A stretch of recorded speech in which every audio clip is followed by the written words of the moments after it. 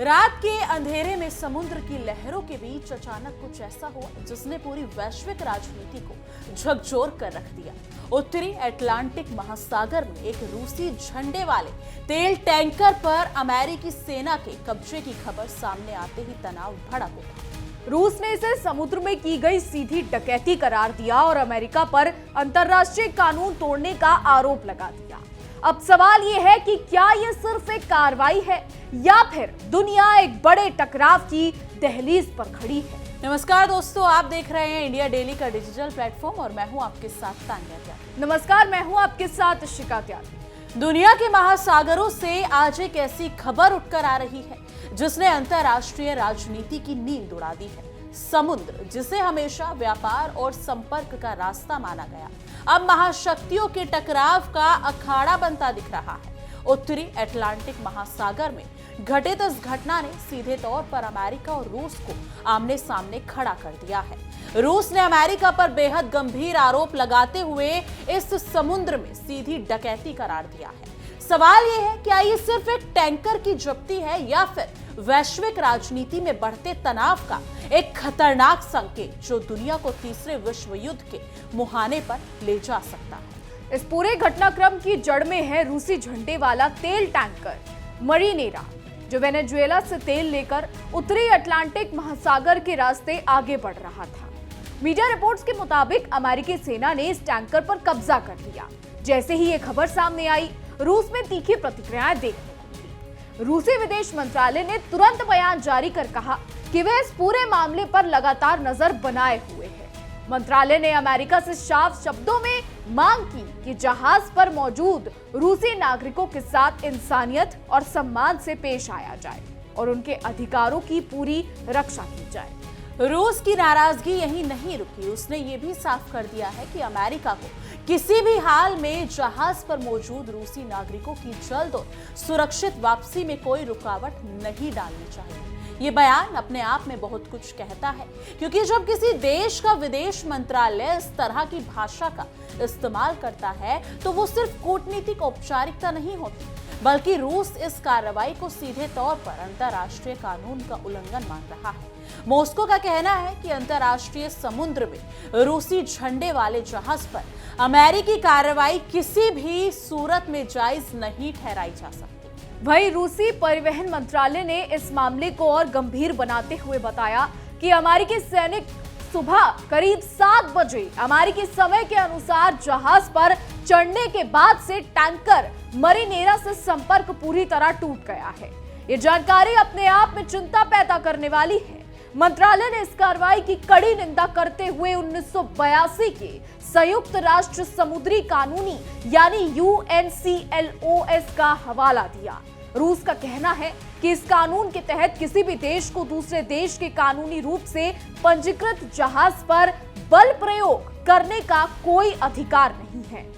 बिल्कुल शिका, रूस का आरोप है कि अमेरिका ने न सिर्फ समुद्री कानून तोड़ा है बल्कि अंतर्राष्ट्रीय व्यवस्था की बुनियाद को भी चुनौती दी है। रूसी विदेश मंत्रालय ने यह भी कहा है कि अंतर्राष्ट्रीय समुद्र में रूसी जहाज पर अमेरिकी और नाटो सेनाओं की निगरानी जरूरत से कहीं ज्यादा है। ये बयान इस ओर इशारा करता है कि रूस इसे सिर्फ एक जायज यानी कि सिर्फ एक जहाज का मामला नहीं कहता है, बल्कि व्यापक सैन्य और राजनीतिक दबाव के रूप में देख रहा है। मॉस्को के लिए ये सिर्फ तेल या व्यापार का सवाल नहीं है, बल्कि राष्ट्रीय सम्मान और संप्रभुता का मुद्दा भी बन चुका है। अब अगर अमेरिकी पक्ष की बात करें तान्या, तो अमेरिका ने इस कार्रवाई को प्रतिबंधों के दायरे में जरूरी कदम बताया है। अमेरिकी अधिकारियों के अनुसार ये रूसी झंडे वाला टैंकर वेनेजुएला से जुड़े प्रतिबंधित तेल कारोबार में शामिल था। बताया गया है कि इस पूरे ऑपरेशन का नेतृत्व अमेरिकी होमलैंड सिक्योरिटी विभाग कर रहा है, जबकि अमेरिकी नौसेना और कोस्ट गार्ड ने इसमें अहम भूमिका निभाई। अमेरिका का दावा है कि वह अंतर्राष्ट्रीय प्रतिबंधों को लागू करने के लिए ये कदम उठा रहा है। अमेरिका का ये भी कहना है कि जब्त किया गया ये जहाज पहले बेला-1 नाम से जाना जाता था, जिसे बाद में बदलकर मैरीनेरा कर दिया गया है। अमेरिकी आरोप के मुताबिक ये टैंकर नाम और झंडा बदलकर प्रतिबंधों से बचने के लिए कोशिश कर रहा था और तेल की तस्करी में शामिल था। पिछले महीने ये जहाज वेनेजुएला के पास अमेरिकी कोस्ट गार्ड की नजर में आया था। अमेरिका इसे कानून का पालन कराने की कार्रवाई बता रहा है, लेकिन रूस इसे सीधे जबरदस्ती और शक्ति प्रदर्शन मान रहा है। वहीं अब इस पूरे मामले को वेनेजुएला से अलग करके नहीं देखा जा सकता। अमेरिका पहले ही वेनेजुएला के तेल निर्यात पर सख्त रोक लगाए हुए है। वहीं रूस वेनेजुएला के राष्ट्रपति निकोलस मादुरो का लंबे समय से समर्थक रहा है। ऐसे में इस टैंकर की जब्ती सिर्फ एक समुद्री घटना नहीं, बल्कि अमेरिका, रूस और वेनेजुएला से जुड़े भू राजनीतिक समीकरणों का हिस्सा बन जाती है। अमेरिका की सख्ती और रूस की नाराजगी ने दोनों देशों के बीच तनाव और ज्यादा बढ़ा दिया है। लेकिन आज सवाल यह है कि जब महासागर भी राजनीतिक टकराव के मैदान में बन जाए, यानी कि सामने आ जाए, तो दुनिया किस दिशा में जा रही है? रूस इसे समुद्र में की गई सीधी डकैती कह रहा है और अमेरिका पर अंतर्राष्ट्रीय कानून तोड़ने का गंभीर आरोप लगा रहा है।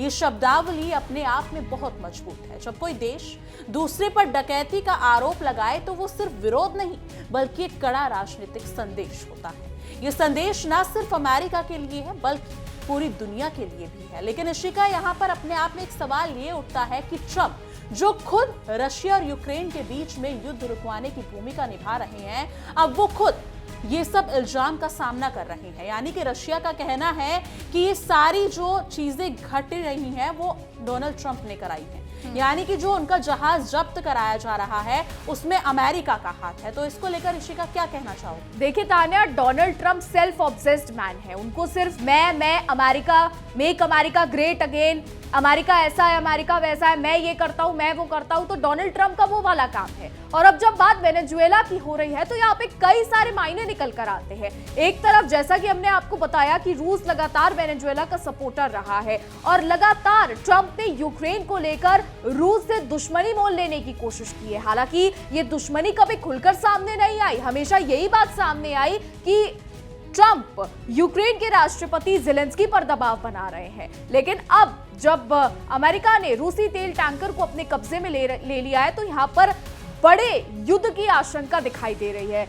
डोनाल्ड ट्रंप लगातार ऐसे काम कर रहे हैं जिससे वैश्विक राजनीति में भूचाल आता नजर आ रहा है। वेनेजुएला के राष्ट्रपति को उठा लिया, उसके बाद रूस के टैंकर पर कब्जा कर लिया और अभी हाल फिलहाल में 65 से 66 संगठनों को छोड़ने का जो है वो दावा भी व्हाइट हाउस की तरफ से हो चुका है। जहां एक खबर सामने आई है जिसमें बताया जा रहा है कि राष्ट्रपति डोनाल्ड ट्रंप ने व्हाइट हाउस में उस हस्ताक्षर उस पर किए हैं जिस पर यह लिखा हुआ है कि अमेरिका 65 से 66 संगठनों से अलग होगा, जिनमें यूनाइटेड नेशन से जुड़े संगठन भी शामिल हैं और उसके अलावा भी कुछ संगठन शामिल है। लेकिन डोनाल्ड ट्रंप का ये काम रहा है, उनको सेल्फ ऑब्सेशन काफी ज्यादा है, तो ये बात राष्ट्रपति पुतिन भी जानते हैं और कहीं ना कहीं यूरोप भी ये बात जानता है।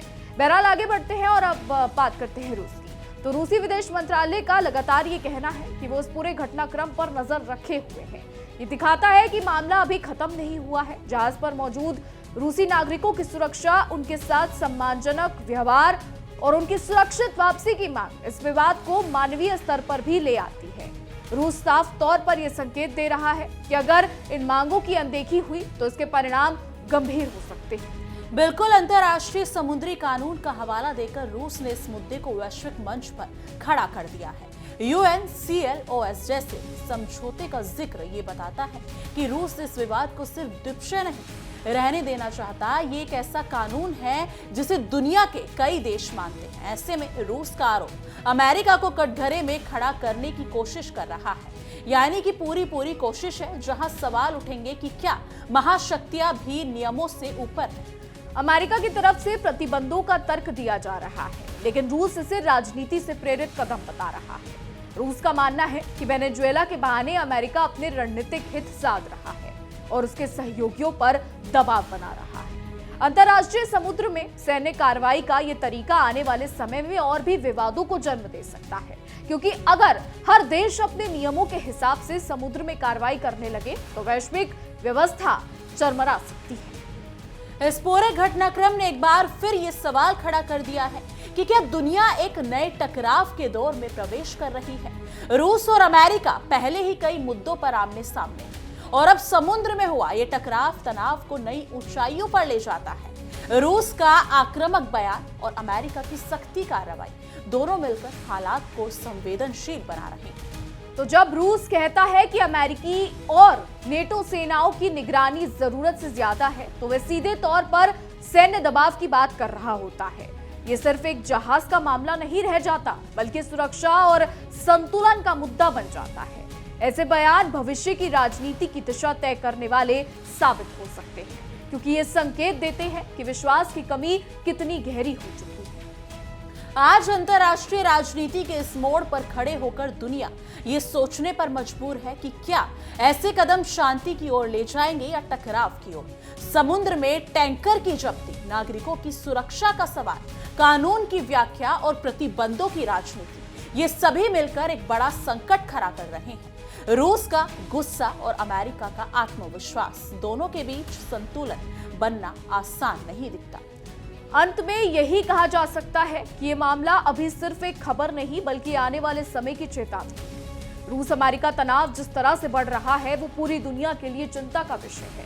समुद्र में हुई ये घटना बता रही है कि वैश्विक राजनीति कितनी नाजुक हो चुकी है। अब सबकी नजर इस पर है कि आगे अमेरिका और रूस क्या कदम उठाते हैं, और क्या ये टकराव यही थमेगा या दुनिया को किसी और बड़े संकट की ओर ले जाएगा। क्या दुनिया में विश्व युद्ध छिड़ने वाला है? क्या विश्व युद्ध की शुरुआत अमेरिका और रूस के साथ होगी? क्या दोनों देश लड़ेंगे तब विश्व युद्ध की शुरुआत होगी? हालांकि और भी मोर्चों पर कई देशों में टकराव देखने को मिल रहा है। बहरहाल हमारी आज की रिपोर्ट में बस इतना ही। आने वाले समय में पता लगेगा कि क्या कुछ होता है। देश और दुनिया की तमाम बड़ी खबरें जानने के लिए देखते रहिए इंडिया डेली और हमारा खास शो तहकीकात, हर खबर की तह तक।